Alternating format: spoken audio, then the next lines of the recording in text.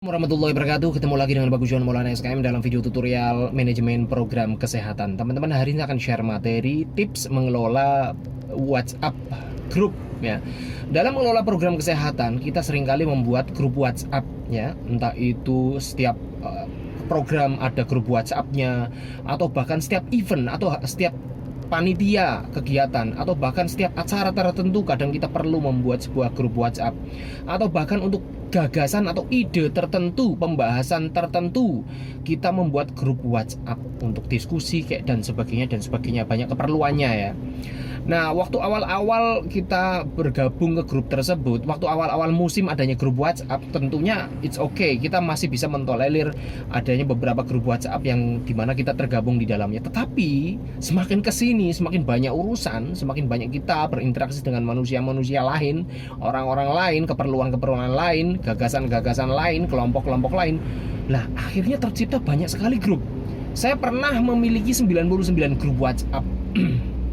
Nah, karena banyak sekali urusan nih. Urusan kantor aja ada berapa grup, urusan programnya berapa grup, kegiatan-kegiatan ada berapa grup, belum urusan di luar kantor, urusan bisnis kayak urusan kelola klinik kayak, atau bahkan urusan sosial, sampai dengan pertemuan-pertemuan, sampai dengan lingkup-lingkup RT, itu semuanya ada grup. Nah, akhirnya pusing sendiri, 99 grup. Lah, ini mana yang mau diprioritaskan, mana yang akan menyita perhatian kita lebih banyak? Apakah iya setiap hari, setiap saat kita harus melihat semua grup itu untuk mengetahui apa ada informasi yang terbaru, yang terupdate, atau informasi penting dan sebagainya. Nah, ini kan perlu manajemen nih ya kan, baik kita sebagai pengelola grup itu atau kita sebagai anggota grup itu. Ini merupakan sebuah tantangan tersendiri ya dalam era digitalisasi. Kemarin kan saya pernah membuat video yang tantangan tentang digitalisasi dalam program kesehatan. Nah, ini beberapa sekilas saya bahas tentang WhatsApp di situ. Nah, kali ini saya akan membahas khusus tentang grup WhatsApp ya. Jadi adanya grup WhatsApp memang sebenarnya untuk mempermudah kita menjalankan sebuah program, menjalankan sebuah organisasi, atau mengumpulkan kita sebagai tempat berkumpul untuk diskusi dalam topik tertentu, pembicaraan tertentu, tujuan tertentu. Yes, memang ada tujuannya, ada keuntungannya, namun juga ada kerugiannya, ada risikonya, risiko salah paham dan sebagainya kan. Nah, tentunya kan berarti ada sesuatu yang harus kita sepakati bersama, ada sesuatu yang memang norma-norma yang harus kita pegang bersama ya kan. Bagaimana sih cara mengelola grup WhatsApp?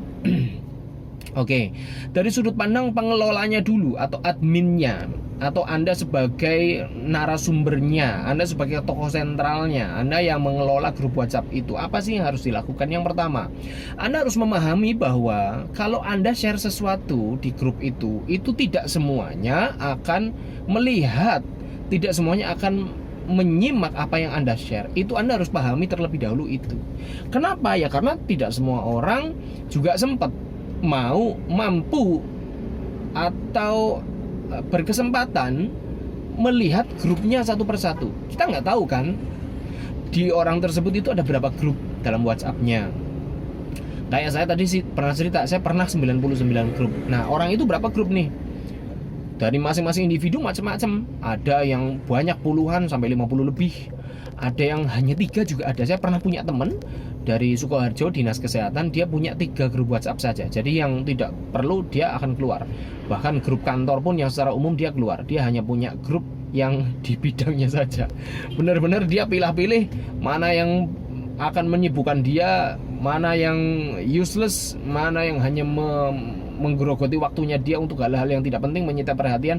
Dia keluar dari grup itu. Dia hanya cuma 3 grup saja dalam WhatsApp, dalam HP-nya. Kan luar biasa. Namun kan tidak semua orang seperti itu. Ada yang nggak enakan, sudah dimasukin ke grup, keluar, waduh nggak enak sama ketuanya, nggak enak sama komunitasnya, sama temennya, ya kan. Mau nggak mau dia bertahan. Tetapi dari sekian banyak orang yang bergabung dalam grup itu, nah kira-kira berapa persen nih yang kira-kira akan membuka postingan Anda dalam sebuah grup? tentunya mereka akan memiliki skala prioritas. Ini mana nih grup-grup yang sekiranya mereka anggap penting. Mereka akan selalu update apapun yang ditulis di situ. Bisa mungkin skalanya harian atau 3 hari sekali atau bahkan mingguan mereka akan membuka grup seperti itu. Nah, jadi yang pertama, pahami dulu nih bahwa tidak semua postingan Anda di sebuah grup akan dibuka, akan dibaca, akan disimak oleh semua anggota di situ. Nah, tentunya tujuan Anda membuat grup lalu share informasi di situ kan tujuannya untuk dibaca. Tapi faktanya kok tidak semuanya membaca. Apa yang akan Anda lakukan? Anda bisa sebenarnya mencolek atau men-tag nama mereka dalam postingan yang Anda anggap penting. Ya kan? Misalkan ada informasi penting nih, semuanya harus tahu. Tapi kok si A, si B, si C ini kok belum nyimak ya? Sudah sekian hari kok belum nyimak ya? Sebenarnya Anda tidak perlu japri mereka. Anda sebagai ketua grup, admin grup, Anda kan memang bertujuan, Anda memiliki keinginan untuk menganggap grup itu tuh penting ya.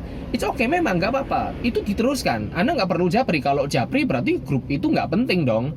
Oh ya kan, Anda kan sudah mempunyai tujuan bahwa grup ini penting, tolong disimak. Oleh sebab itu, kalau ada seorang yang belum menyimak, maka tag nama dia pada postingan yang Anda anggap penting. Ini yang belum nyimak, tolong disimak. A, B, C, dicolek ya, di tag seperti itu. Nanti kan ada pemberitahuan notifikasi di HP-nya, ya, ada kolom hijau, ada tanda hijau bahwa dirinya dicolek namanya sehingga dia bisa segera untuk membaca seperti itu. Ini penting, jadi jangan japri lagi. Kalau japri lagi itu artinya Anda mentolerir, membiarkan dia tidak menyimak grup. Itu artinya Anda juga menganggap bahwa nggak nyimak grup nggak apa-apa, grup itu nggak penting. Nah, jangan seperti itu. Anda sebagai admin tetaplah mempunyai prinsip bahwa grup itu penting. Ya, yang berikutnya, kalau misalkan ada anggota yang menanyakan, ini begini bagaimana ya? Padahal Anda sudah menginformasikan hal tersebut di grup, maka sarankanlah anggota tersebut mencarinya di grup. Dengan demikian Anda menganggap bahwa grup itu penting. Simak dong di grup, sudah saya share di sana. Cari, scroll ke atas. Nah, seperti itu. Kalau nggak dapat, barulah Anda tag dia di grup. Nah, ini loh informasi yang kamu butuhkan. Nah, sehingga sekali lagi ini menegaskan kepada semua anggota grup bahwa menyimak grup adalah sesuatu yang penting. Seperti itu. Jadi Anda sebagai admin, Anda sebagai ketua grup, jangan mau kalah. Ya, seperti itu. Next, berikutnya, jangan posting sesuatu yang nggak penting, yang di luar konteks dari grup tersebut. Nah, seringkali orang itu pengen didengarkan atau ngobrol sesuatu yang di luar konteks grup tersebut, pengen dia anggap hebat, pengen dia anggap bijaksana dan sebagainya, sehingga share macam-macam yang di luar konteks. Kalau saya sendiri tidak begitu menganggap itu penting, tidak juga menganggap itu sesuatu wisdom ya, wah hebat ya, dia luhur ya, bijaksana ya dan sebagainya. Enggak, saya hanya ngobrol apa perlunya dalam grup tersebut. Kalau jokes is okay, itu untuk mencairkan suasana. Tetapi kalau misalkan posting sesuatu yang nggak penting, yang di luar konteks grup tersebut, saya kurang begitu suka. Ya, nah seringkali orang itu tidak suka kepada grup gara-gara postingannya itu nggak penting gitu loh. Misalkan ini grup tentang apa? Kok ada seseorang postingan tentang macam-macam, tentang politik kayak politik praktis kayak, atau tentang wisdom yang hanya dia sendiri yang menganutnya, hanya dia sendiri yang menganggap benar.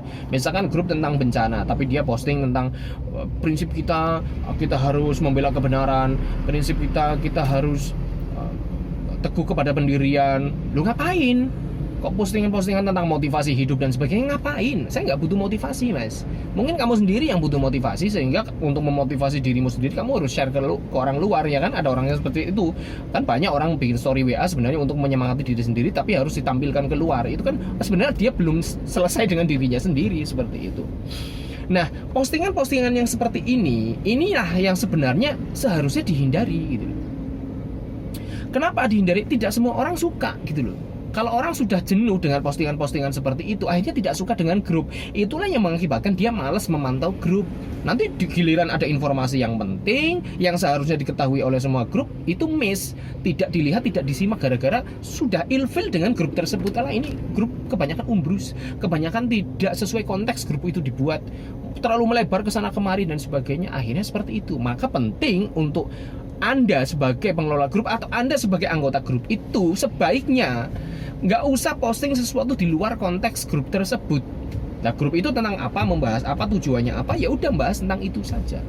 Jadi tidak suka orang kepada grup karena beberapa kali ada postingan-postingan yang di luar itu, yang di luar konteks, yang nggak penting, tetapi posting di situ. Untuk apa saya memantau grup itu kalau hanya tentang umbrus doang seperti itu, ya kan?